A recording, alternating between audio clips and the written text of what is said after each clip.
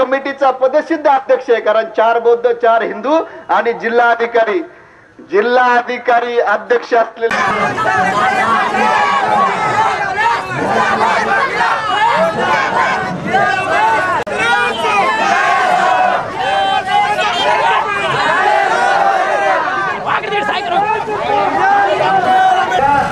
या देशाचं शांतता आपल्याला माहिती आहे.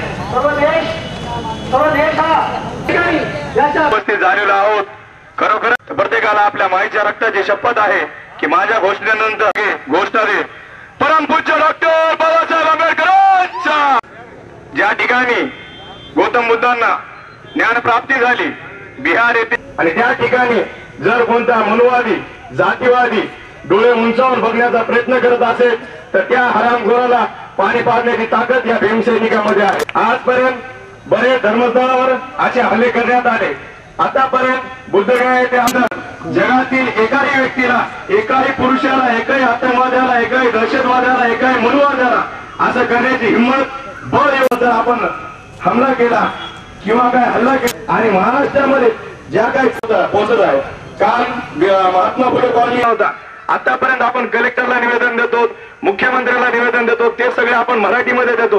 पण भोजन या ठिकाणी सर्व शासनाला मान्यता आहे. विविध संघटना असतील तरी आमचा बोध, आणि त्या ठिकाणी जे बुद्धगयाच्या महाबोधी आहे त्याच्यासाठी आम्ही अनेक जिल्हे स्वाभिमानाचं मित्र. काल पहाटे घटना झालेल्या माझ्या माता भगिनी आणि बंधूला काल दिवसभरात जेवण गेलं असेल. दिवसभर सातत्याने बातम्या.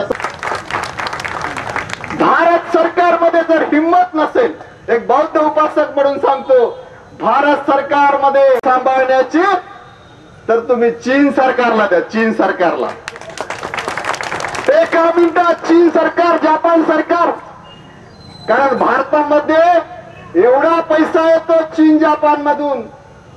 सगळा बौद्ध तीर्थक्षेत्रासाठी आलेला पैसा आपण इकडे तिकडे वापरतो.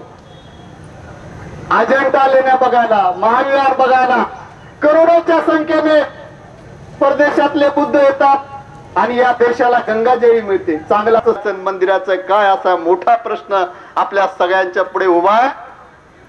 आपल्या सगळ्याला माझी नम्र विनंती आहे, पोलिसाशी भांडण आहे, परभणी जिल्ह्याच्या पोलिसाशी आपलं भांडण नाही.